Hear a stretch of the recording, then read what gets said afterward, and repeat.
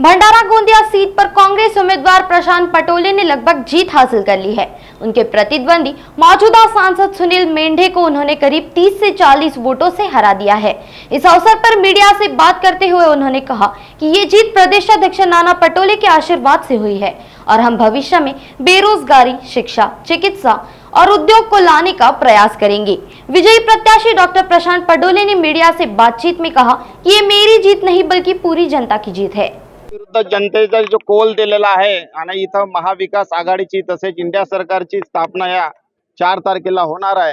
हा जो विजय आहे भंडारा आणि गोंदिया लोकसभेचा हा जनतेचा विजय आहे। इथं मी नाही तर प्रत्येक माणूस इथं या लोकसभेमध्ये उभा होता आणि प्रत्येक जण खासदार आहे आणि याच्या विजयाचा जो श्रेय आहे आमचे नाना भाऊ काकाजी यांना आहे आणि भविष्यामध्ये ते मुख्यमंत्री होणारच।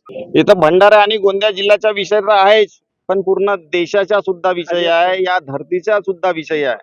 आपल्याला माहीतच असेल ग्लोबल वॉर्मिंग वाढतच आहे। माझा विजन मी एकदा आपल्या सगळ्यांना सांगितलं आहे का इन्सानलाच दिमाग आहे आणि एक माणूसच पूर्ण धरतीचा भला करू शकतो। आपल्याला पाहिजे की पाणी हा जीवन आहे आणि पाणी नाहीसा झाला तर या धरतीवरचा जीवन पण चालेल।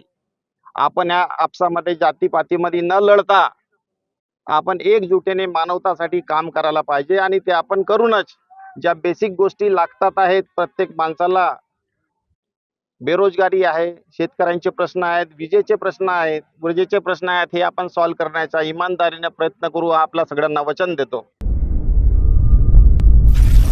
नागपुर समय, गली से दिल्ली तक।